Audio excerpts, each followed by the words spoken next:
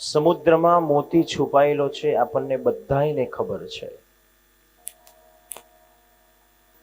આપણને બધાયને જિજ્ઞાસા છે, ઈચ્છા છે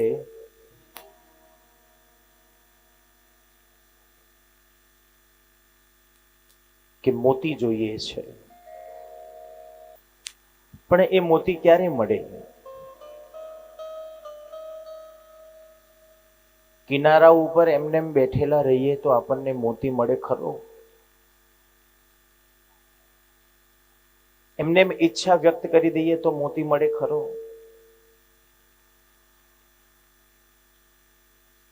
એ મોતી પ્રાપ્ત કરવો હશે તો શું કરવું પડશે? એ સમુદ્રમાં ડૂબકી મારવી પડશે. એની કેટલી ઊંડાણ સુધી પહોંચવું પડશે, કેટલાય કલાકો સુધી એ પાણીની અંદર મહેનત કરવી પડશે. ત્યારે એના ફળ સ્વરૂપ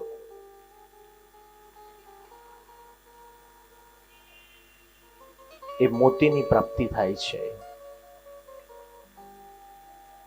એમ શ્રીમદ ભાગવત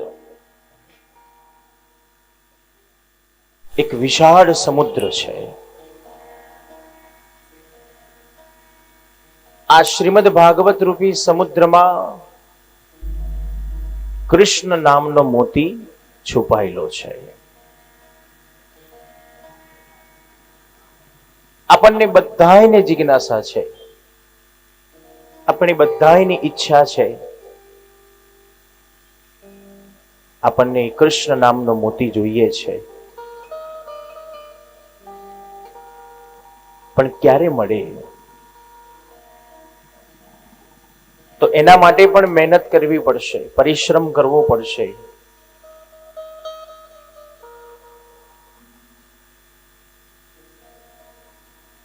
એ ભક્તિના માર્ગમાં ચાલવું પડશે. સમાજની એરણોમાંથી પસાર થવું પડશે. ભગવત નામ સ્મરણનો આધાર લેવો પડશે.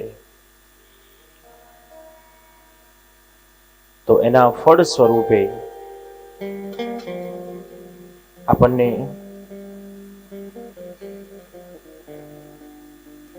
કૃષ્ણ નામનો મોતી પ્રાપ્ત થાય છે.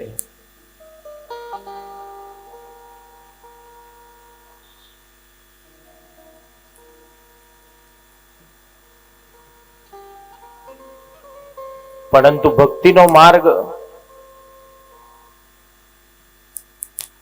શૂરવીરનો જે માર્ગ છે, કાયરતાનો માર્ગ નથી.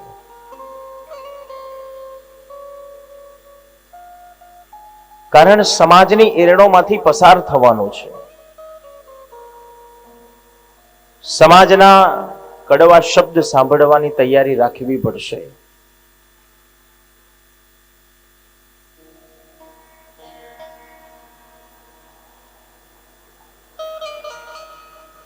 એ સમાજની ટીખળોમાંથી પણ પસાર થવું પડશે.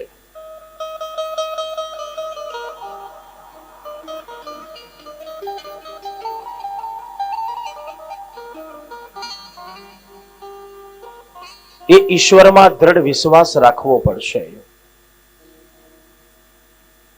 આ પ્રત્યેક કાર્ય કરતા કરતા અંતમાં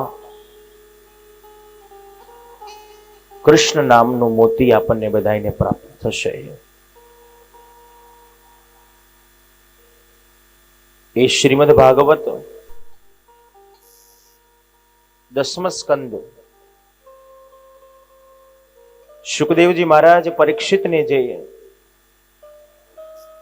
ભગવદ ગુણાનુવાદ શ્રવણ કરાવી રહ્યા છે. પરીક્ષિતને કેટલી બધી જિજ્ઞાસા છે કે પરીક્ષિતે એમ કહી દીધું, કથિતો વંશ વિસ્તારો ભવતામ સોમ સૂર્ય રાગનાન ચોભય વંશાનામ ચરિતમ પરમાદ્ભુતમ. મહારાજ, બીજી કોઈ જ કથા નહીં, કેવલ મને કૃષ્ણ કથા કહો.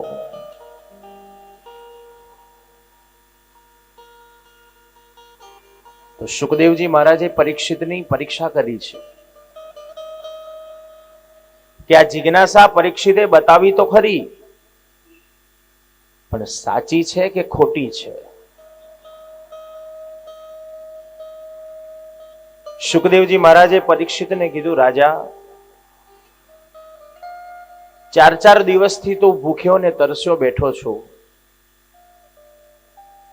તારે થોડો આરામ કરવો હોય તો કરી લે, ભૂખ લાગી હોય તો કંઈક જમવું હોય તો જમી લે, થાક લાગ્યો હોય તો આરામ કરી લે. ત્યારે પરીક્ષિત બોલ્યો છે, મહારાજ, એક દિવસ મને ભૂખ લાગી હતી. ભૂખ લાગી હતી, પણ એ ભૂખમાં ને ભૂખમાં મને ઋષિનો શ્રાપ લાગી ગયો. આજે પણ ભૂખ તો લાગી છે, પણ કઈ ભૂખ લાગી છે? કોઈ ભોજનની નહીં, પણ એક ભૂખ લાગી છે, આપના મુખમાંથી નીકળતી એ ભગવત કથાને શ્રવણ કરવાની ભૂખ લાગી છે.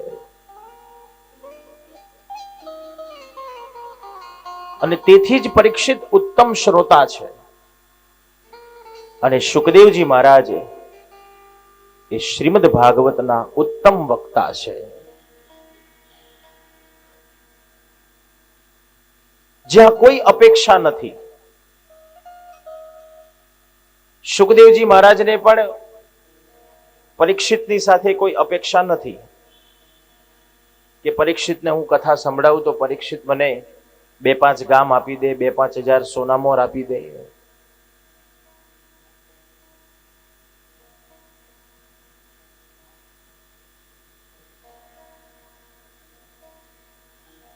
આ કથા કેવી છે?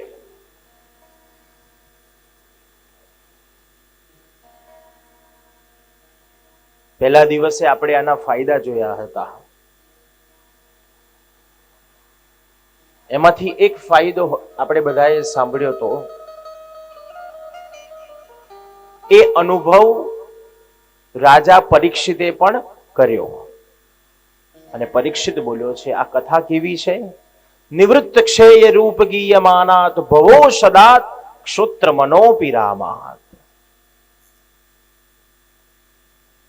આ કથા કેવી છે? ભવરોગમાંથી મુક્ત કરનારી તે આ શ્રીમદ ભાગવત છે.